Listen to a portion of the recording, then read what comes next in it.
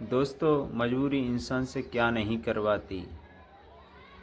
ऐसी आज रोमांटिक कहानी मैं आपके बीच लेके आ रहा हूँ, जो कि उत्तर प्रदेश के राज्य बदायूं की है। आशा है कि ये कहानी आपको बहुत ही रास आएगी, अच्छी लगेगी। नमस्कार, आदाब, सत श्री अकाल। मैं विजय सोनी और आप देख रहे हैं हमारा प्रिय यूट्यूब चैनल। अभी तक आपने हमारे चैनल को सब्सक्राइब नहीं किया है तो प्लीज़ जाकर वहां पर सब्सक्राइब कर दें और वीडियो को लाइक कर दें, जिससे कि आने वाली वीडियो का नोटिफिकेशन सबसे पहले आपके पास पहुंचे। दोस्तों, ये उत्तर प्रदेश का एक ज़िला पड़ता है बदायूं। बदायूं के ही पास में एक मुस्लिम लड़का था, उसका नाम था सलीम। सलीम के माता पिता की दैनिक स्थिति ठीक नहीं थी, तो वो काम की तलाश में जाता। काम किसी दिन लग जाता है, किसी दिन नहीं लगता है। लगता भी है तो ये समझो ना के बराबर। उस बेचारे को एक टाइम की रोटी खाने के बाद दूसरे टाइम की रोटी खाने के लिए पूछना पड़ता था। सोचना पड़ता था कि अगले शाम को हम क्या खाएंगे, कैसा हमारा दिन होगा आगे वाला। तो दोस्तों, एक उसका ही बचपन का दोस्त रिजवान होता है। तो वो वहाँ पर सऊदी अरब रहता था। जब 2-3 साल बाद वो गांव वापस आता है तो सलीम से कहता है, और सलीम कैसे हो? तो सलीम की आंखों में आंसू निकल आते हैं। कहते हैं, कुछ नहीं दोस्त, अपने खुद गर्ज के दिन काट रहे हैं, क्या करें क्या नहीं करें। माता पिता है, ऊपर से ये हमारे बहन भाई हैं, इनका भी लालन पालन और सबसे घर में सबसे बड़ा होने के नाते मेरी जिम्मेदारी बन गई है। क्योंकि माता पिता भी इतने सक्षम नहीं कि वो काम करके ला सकें। सारा भार मेरे कंधों पे आ गया है, अब मैं क्या करूं। तो रोने लगता है। तो अपने दोस्त उससे कहता है कि तुम चिंता मत करो, मैं तुम्हारी जॉब लगा दूंगा। तो वो कहता है कि कहाँ लगाओगे? कि कुछ नहीं, तुम्हें सऊदी अरब चलना पड़ेगा। वहाँ बहुत रईसजादे शेख हैं, मैं किसी न किसी के घर में आपको जॉब दिलवा दूंगा। तो कहता है कि मैं जाऊंगा कैसे? वहाँ तो सुना है कि पारपत्र अर्थात वीज़ा बनता है, वीज़े के लिए भी मेरे पास पैसे नहीं हैं। तो उसका दोस्त होता है, तो उसका एक वीज़ा अप्लाई कर देता है। कुछ समयों के बाद वो वीज़ा ही आ जाता है, तो अपने दोस्त को साथ लेके सऊदी अरब पहुंच जाता है। कई दिन वो अपने दोस्त को लेकर कमरे पर रहता है, सलीम को, और रिजवान इधर उधर नौकरी की तलाश करता है। तो एक शेख कहते हैं कि हमें एक बंदे की ज़रूरत है, जो कि हमारे घर में जो कार्य है मालिक जो बताएंगे वो करना पड़ेगा।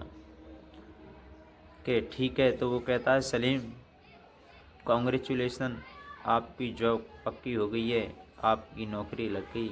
तो अगले ही दिन चला जाता है शेख के घर। तो शेख जो होता है एक बहुत ही बड़ा इंटरनेशनल मार्केट में कपड़ा का व्यवसायी था। कपड़ा बेचता था, खरीदता था, और अलग अलग कंट्रियों में उसके कपड़े जाते थे। जो शेख की बीवी होती थी वो एकदम से यंग होती है और शेख बुजुर्ग होता है। कहते हैं कि ये लोग पैसे के बल पर एक नहीं कई कई बीवियाँ रखते हैं। तो जब माँ चली जाती है तो शेख के पास कोई बेटा नहीं होता है, कोई संतान नहीं होती है। तो कहता है कि मैं इज़राइल जा रहा हूँ, माँ जो भी मैन्युफैक्चरिंग कंपनी है वहाँ कॉन्टैक्ट दे के आऊँगा। तो कहते हैं, साहब ठीक है। तो उसकी मालकिन होती है, जब उसकी उस नौकर पर नज़र पड़ती है तो कहती है, वाह माशाल्लाह, क्या कौनूर आपने भेजा है। अगर ये मेरा पति होता तो मैं तो जीते जी तर गई होती। जब उसे बता देती है कि ये होना है, ये सामान है, इधर से उधर होना है। जो बेचारा एक दिन करता है, 2 दिन करता है। करने के बाद मालकिन जो शेख की बीवी होती है कहती है, रिजवान मैंने तुम्हें इस काम के लिए नहीं, इस काम के लिए लगाया है, जो कि मेरी जो वासना है उसको तुम मिटा सको, उसे संतुष्ट कर सको। तो मालिकिन ये क्या कह रही हो? मालिक मुझ पर बहुत विश्वास करते हैं। मैंने सुना है कि सऊदी का लॉ अर्थात कानून बहुत ही कठिन है। अगर कोई भी व्यक्ति किसी को गलत नज़रों से देखता है तो उसे फांसी लगा दी जाती है। ये सही सुना है। तुम सलीम ये मत भूलो, अगर दोनों की रजामंदी हो तो कुछ नहीं होता। मैं तुम्हारे पक्ष में हूँ। तो हाथ पकड़ लेती है और उसे कहती है जो मैं कहूँ वो करो सलीम। सलीम बहुत विरोध करता है, कहता है मैं अपने दोस्त और अर्थात अपने मालिक शेख जी से कह दूंगा कि मैं आपके यहाँ नौकरी नहीं करती। तो उधर जो शेख की बीवी होती है तो कहती है तुम मुझे संतुष्ट करोगे तो मैं तुम्हें बहुत ज़्यादा कीमत दूंगी अर्थात तनख्वाह दूंगी। ये कॉन्ट्रैक्ट हम और आपके बीच में ही है। तो वो मान जाता है, कहता है कि ठीक है। तो वो करता है। इसी बीच जब कुछ दिनों बाद आता है तो शेख की बीवी को सम्मुख बना देता है तो उसके पेट में बच्चा आ जाता है। शेख जब आता है तो उसे 1 महीना 2 महीना 4-5 महीने बाद जब शेख की बीवी से अपनी बीवी को देखता है, कहते हैं कि शायद अल्लाह ने हमारी सुन ली है, भगवान ने हमारी मनोकामना कर दी है, कि शायद ऐसा लगता है कि हमारे घर में अब किलकारी पूजेंगी। इधर वो उसकी बीवी शेख और उसकी बीवी कई बहुत ज़्यादा पैसा देती तो वो अपने माता पिता से फ़ोन करता है कि पिताजी आप एक अकाउंट खुलवा लीजिए, क्योंकि उन बेचारों का कोई अकाउंट नहीं था। गरीब इंसान खाने के लिए लाए या बैंक को, तो वो किसी से कहता है 1000 रुपये उधार लेता है और SBI में अपना अकाउंट ओपन करवा लेता है। तो कहता है कि मेरे पास 3 से 4 लाख रुपए हैं, आप पहले तो घर बनाना और फिर मैं आके देख लूँगा। तो उसकी माँ रो पड़ती है कि बेटा मुझे तेरी बहुत याद आ रही है, तू आजा। इधर शेख की बीवी के बच्चा होता है, उसका नाम उमर शेख रखती है।